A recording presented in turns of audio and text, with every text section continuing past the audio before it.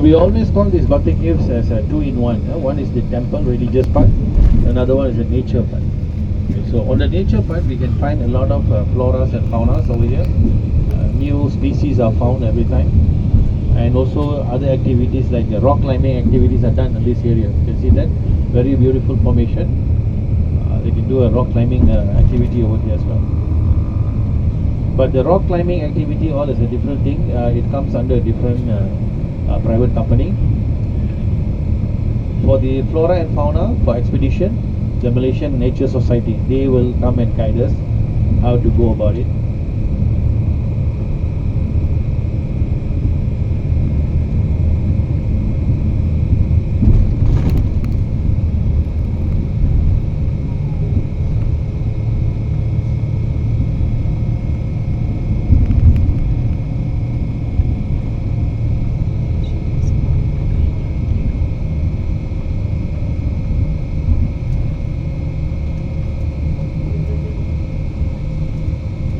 Okay, you can see the Murugan statue on the right side with the gold statue over there.